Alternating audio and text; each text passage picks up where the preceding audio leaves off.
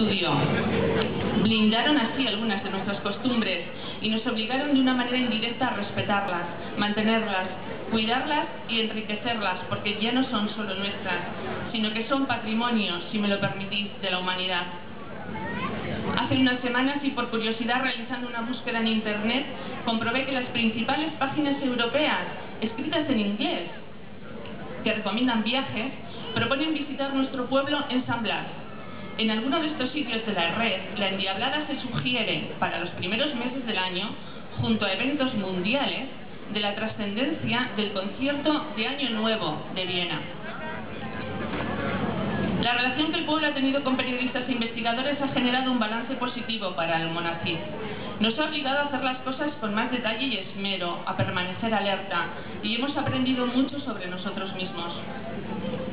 Es cierto que en ocasiones hemos comprobado en nuestras carnes esa fama de caraduras que se gasta alguna prensa, pero también de esas peripecias hemos extraído lecciones para el futuro, como lo ilustra la siguiente anécdota. Pío Caro Baroja, autor de la película del Nodo sobre los diablos, recuerda en su libro de memorias El paso por el pueblo. Cuenta que unos días antes de grabar el documental llegaron y se acercaron al ayuntamiento. Les sorprendió que a pesar de que habían comunicado por carta su llegada, nadie les esperaba. Y dice que detectaron una gran frialdad en las personas que les atendieron. Tras preguntar si habían recibido su carta, les respondieron: sí, la carta la hemos recibido, está aquí, pero don José, se referían a Escamilla, el secretario, quería saber lo que ustedes van a hacer y hasta qué punto tendría el pueblo que aportar algo. Estas palabras lo aclaraban todo, escribe Pío Caro Baroja en su libro de memorias. Cuando les dijimos que no les iba a costar un duro, sino todo lo contrario, nos explicaron con gran confianza la causa de su recelo. Hacía 2 años que se había presentado un equipo de periodistas y fotógrafos que se dedicaron a recorrer el pueblo, comieron opíparamente en casa del secretario y se marcharon cargados de jamones y chorizos. A los pocos días llegó al ayuntamiento una cuenta de cerca de 3.000 pesetas por la labor realizada en publicidad. Desde entonces el señor Escamilla, les confesaron los del ayuntamiento a los hermanos Caro Baroja, no recibía así como así a ningún forastero, y menos si eran periodistas o gente por el estilo. Pero mucho antes de que existieran los periódicos, es más, mucho antes de que existiera la escritura, ya se contaban noticias. Durante miles y miles de años la información, el conocimiento y las enseñanzas se han transmitido de forma oral, con la palabra hablada. A lo largo de los siglos, la sabiduría se ha ido acumulando y transmitiendo así de generación en generación. Las historias familiares se han construido con los relatos que los abuelos han narrado oralmente a nuestros padres, ellos a nosotros, y ahora se los contamos a nuestros hijos. Y lo mismo ha ocurrido en la construcción de las sociedades y de los pueblos, donde las historias reseñadas, repetidas y recopiladas por los vecinos a lo largo del tiempo han ido constituyendo la historia de sus lugares. Dicen los investigadores del periodismo que en esos relatos orales de abuelos, padres y vecinos está el origen también de mi profesión. Y debe ser cierto, porque numerosos escritores y periodistas de distintos puntos del planeta apelan a las historias contadas por sus mayores como decisivas en su formación como escritores. Manuel Rivas, uno de los escritores que más admiro, que ha redactado excelentes reportajes para el diario El País, presume de que parte de su educación sentimental como periodista surgió en las noches de invierno, en la pequeña aldea gallega en la que vivía, sentado en una escalera, escuchando las historias que contaban los viejos al par de la lumbre.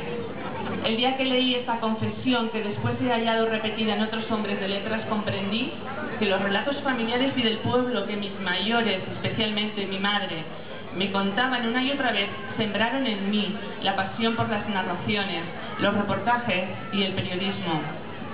Finalmente, entendí que los periódicos y libros que despertaron mi vocación durante mi infancia y adolescencia no fueron de papel.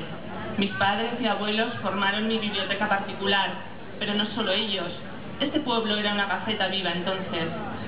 En la plaza, la solana, los paseos por la carretera en las tardes de verano, las anochadas en casa de los vecinos, las tardes de costura, en las tiendas, en el horno de pan, en el lavadero, en el fresco. Siempre te encontrabas con alguien que estaba contando una buena historia sobre nuestro presente o nuestro pasado. Una forma de aprender que he ido valorando más y más con el tiempo. a medida que se ha ido demostrando la riqueza cultural y económica que encierra la vida en el campo. Forma de vida que, dicen los observadores de la sociedad, corre el peligro de desaparecer para siempre si las nuevas generaciones no lo remedian. Julio Caro Baroja, al que por cierto este pueblo tendrá alguna vez que honrar para la posteridad, avisó de ello ya en 1968. Sin pelos en la lengua, dijo: quien como yo empezó a observar la España rural hace 30 y tantos años y la sigue observando hoy, no puede por menos de estremecerse frente a la multitud fría, burocrática y estúpida que acepta esta agonía de la vida tradicional, como antes aceptó la muerte de las libertades individuales como cosa natural de los tiempos. No puedo por menos de sentir irritación e insolidaridad. No solo en España los pensadores han llamado la atención sobre la extinción de esta forma de vida y sus consecuencias. El escritor inglés John Berger, que dedicó 15 años a estudiar la desaparición de los campesinos de toda Europa y luego publicó 3 libros sobre este hecho, dijo no hace mucho tiempo, en el año 2005, para comprender el mundo rural es fundamental conocer lo que saben los campesinos, comprender su instinto adquirido, su inmensa capacidad de observación y esa especie de sabiduría que poseen. Todo esto está siendo destruido cuando el mundo necesita más de ello. No ha sido el único. El periodista Ryszard Kapuscinski, uno de los mejores reporteros del mundo, premio Príncipe de Asturias de Comunicación en el año 2003, avisó: estamos creando una clase de millones y millones de personas, los llamados refugiados, que consiguen sobrevivir solo si las ayudas siguen llegando, porque son incapaces de volver a casa y de producir, dado que han dejado ya de aprender el arte de la producción. En mi opinión, explicó el periodista, la desaparición del mundo campesino del globo es una de las más grandes paradojas del mundo contemporáneo, porque producimos una cantidad de comida cada vez menor en proporción a una población en continuo crecimiento. Y advirtió: la liquidación del mundo campesino, que es un fenómeno social y económico a escala mundial, consiste en un acto suicida global.